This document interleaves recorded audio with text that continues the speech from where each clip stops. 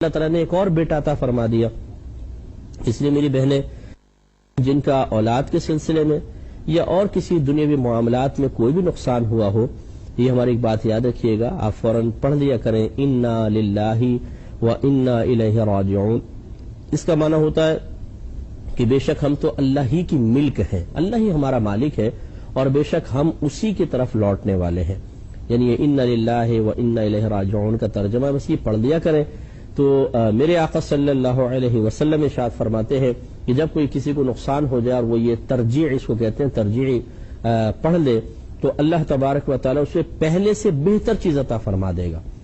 یہ ہمارے سرکار صلی اللہ علیہ وسلم نے فرمایا ہے، ہمیشہ یاد رکھیے۔ اور میں جو میرے بہن بھائی دیکھ رہے ہیں ان کے لیے ایک برکت کے لیے ایک بات عرض کر دیتا ہوں، پہلے بھی کافی کہا تھا، ہو سکتا ہے کچھ نئے لوگ ہوں، کئی دفعہ مطلب میں بتا چکا ہوں کہ ہمارے اکابرین نے فرمایا کہ جب آپ کسی سے کوئی مال وغیرہ لیتے ہیں تو بسم اللہ الرحمن الرحیم پڑھ کر لیں۔ جیسے دکاندار سے پیسے لے رہے ہیں، گھر والے کو پیسے دے رہے ہیں، کوئی آدمی آپ کو پیمنٹ دے رہا ہے تو بسم اللہ الرحمن الرحیم پڑھ کر لیں۔ اور جب آپ کسی کو مال دیں، پیسہ دیں تو انا للہ و انا الیہ راجعون پڑھ لیں۔ بہت ہی بلند آواز سے نہیں پڑھیے گا اور سمجھے گا مجھ پہ پڑھ رہا ہے، تو آہستہ سے آواز سے آپ اتنے کے کان سن جائیں۔ جیسے آپ نے دکاندار کو پیسے دیے، آپ نے رکشے والے کو دیے، ٹیکسی والے کو پیسے دیے، آپ شوہر ہیں، بیوی کو نان نفقہ دے رہے ہیں، آپ کاروبار کر رہے ہیں، آپ کسی چیز کی قیمت ادا کر رہے ہیں، پیمنٹ دے رہے ہیں، تو انا للہ و انا الیہ راجعون کہیں۔ ہمارے اکابرین فرماتے ہیں کہ اللہ تعالیٰ اس کو کبھی بھی تنگ دستی میں مبتلا نہیں کرے گا، اس کی جیب ہمیشہ پیسوں سے بھری رہے گی۔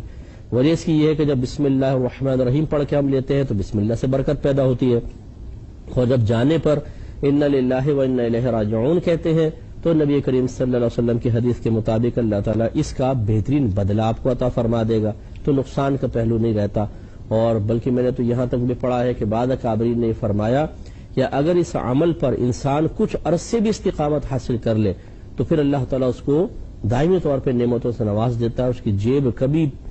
مال سے خالی نہیں ہوگی۔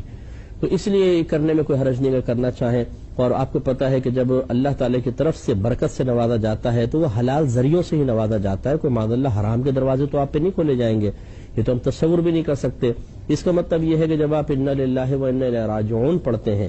مال کے جانے پر اس کو جو بدلہ ملے گا اس کے لیے کوئی نہ کوئی حلال ذریعہ اللہ تعالیٰ مخصوص کرے گا، اس حلال ذریعے سے آپ کو پہلے سے بہتر چیز ملے گی۔ تو یہ بھی ایک بہت پیاری چیز ہے کہ حلال کے دروازے آپ پہ کھلیں گے، حلال میں اور زیادہ برکت پیدا ہوگی، اس لیے آپ اس کو کریں تو بہت بہتر ہے۔